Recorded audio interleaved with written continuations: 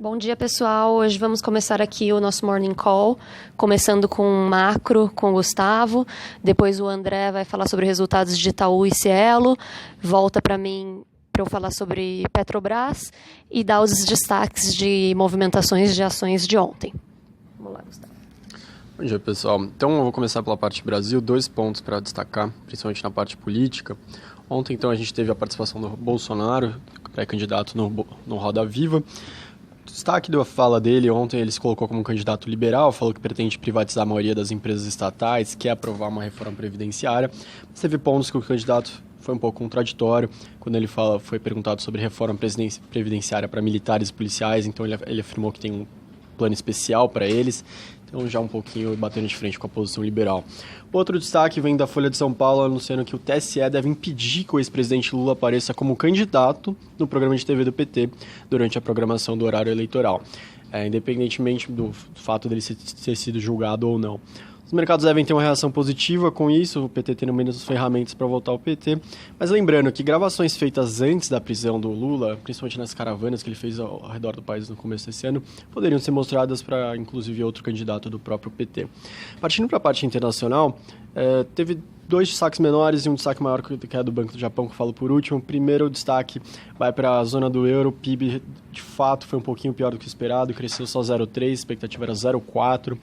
Mesmo com o número mais fraco, nenhum analista revisou para baixo. As previsões estão bem fortes para crescimento da região no segundo semestre. Vamos acompanhar de perto agora, nas próximas semanas, esses indicadores. Outro ponto vem da China, PMI industrial desapontou um pouquinho, foi de 51,5 para 51,2, esperado era uma queda um pouquinho menor. Ainda está no campo positivo, ou seja, no campo otimista, mas a Markit, que fez o levantamento, já destaca que as tensões comerciais envolvendo os Estados Unidos já estão batendo no indicador. Então, lembrando, PMI industrial desapontando. Agora, o grande destaque que está mexendo nos mercados lá fora, que está sendo um grande foco de atenção, foi do Banco do Japão. Lembrando que é um dos principais bancos centrais do mundo, é um dos que está fazendo uma política estimulativa mais forte. E ele teve reunião ontem, ele deixou as taxas de juros inalteradas, a meta de inflação segue em 2%, mas, de fato, ele fez uma pequena mudança que envolve os rendimentos dos bônus referentes, do papel de 10 anos, que eles estavam praticamente fixando o rendimento deles em 0%, agora eles anunciaram que eles podem aceitar um avanço até 0,2%, isso deve ser testado pelo mercado nos próximos dias. O que isso significa na prática? Na prática, ela elevou seu yield, o retorno do bônus de 10 anos, mas não mudou a política monetária, que continua bem estimulativa. Isso é bom para emergentes, é mais dinheiro barato no mundo, então o Brasil acaba se beneficiando desse dinheiro sobrando. E ela também sinalizou que esse período de política monetária agressiva vai continuar por um período até maior do que estava previsto inicialmente. Então, de fato, os mercados estão reagindo bem, mas teve uma pequena mudança sim na política monetária do Banco do Japão. Vou passar agora para o André com os resultados de bancos. Pessoal, bom dia. André, analista responsável por cobertura de bancos. Itaú ontem reportou um resultado neutro, tá um pouco abaixo das expectativas em termos de lucro líquido, o que me leva a crer que as ações possam reagir negativamente hoje. Em linhas gerais, o resultado mesmo abaixo apresentou alguns pontos positivos, como queda nos índices de inadimplência e, consequentemente, das despesas de provisão, e aumento nas receitas de tarifa, que continuam saudáveis aí na comparação do ano contra ano. Um ponto negativo foram despesas de marketing e com o Apple Pay, que foram, enfim, extraordinárias, a gente não vê isso como recorrente. Em linhas gerais, resultado neutro, com bons sinais e abaixo do esperado, que hoje pode causar uma reação negativa. A Cielo também reportou o resultado do segundo trimestre ontem, nesse caso mais negativo, abaixo do consenso e das nossas estimativas, tanto em termos de EBITDA quanto no lucro líquido. Aí também tiveram despesas de marketing bem pesadas, com variação de 100% trimestre contra trimestre.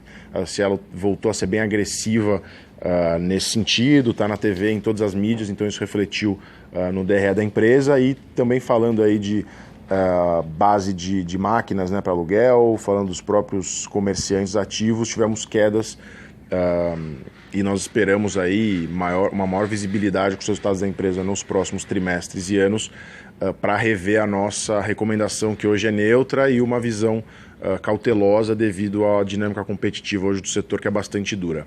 Vou voltar aqui para Betina. Bom, só um update sobre Petrobras.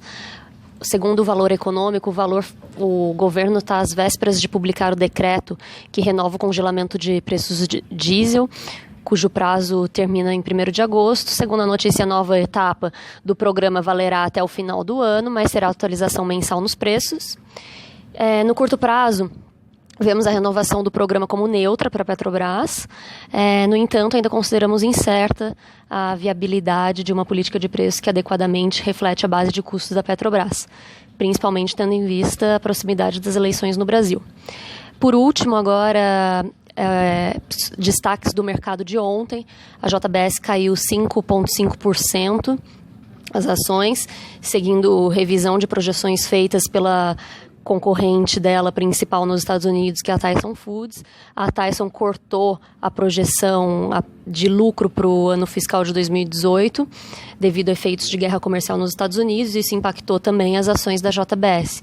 Do lado positivo, as ações da Via Varejo subiram 6%, seguindo rumores de potenciais compradores para a empresa, que incluem, segundo notícia da Veja, a Magazine Luiza, a Amazon e o chinês Tencent. Bom, tem algumas outras notícias que vocês podem encontrar no nosso Morning Call no e-mail.